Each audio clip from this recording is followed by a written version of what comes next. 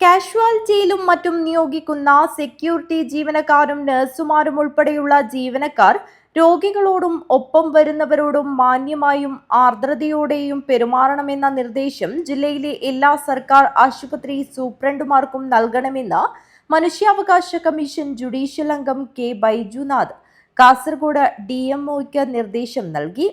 രോഗത്തിന്റെയും രോഗിയുടെയും അവസ്ഥ ബോധ്യപ്പെട്ട് അടിയന്തര ചികിത്സ ലഭ്യമാക്കുന്നതിനുള്ള സഹായം ചെയ്യാൻ ജീവനക്കാർ എപ്പോഴും സന്നദ്ധരായിരിക്കണമെന്നും കമ്മീഷൻ ആവശ്യപ്പെട്ടു.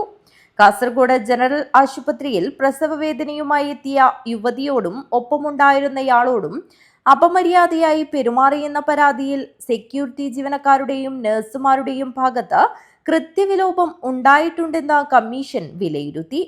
രോഗിയുടെ അവസ്ഥ പരിഗണിക്കാതെ നിസ്സാരമായ സമീപനമാണ് സെക്യൂരിറ്റി ജീവനക്കാരും നഴ്സുമാരും സ്വീകരിച്ചതെന്നും കമ്മീഷൻ അനുമാനിച്ചു. ഇത്തരം സംഭവങ്ങൾ ആശുപത്രികളുടെ ഭാഗത്തു നിന്നും ഒരിക്കലും ഉണ്ടാകരുതെന്നും കെ ബൈജുനാഥ് നിർദ്ദേശിച്ചു. കാസർഗോഡ് ചേറൂർ സ്വദേശി CH സിദ്ദീഖ് സമർപ്പിച്ച പരാതിയിലാണ് നടപടി.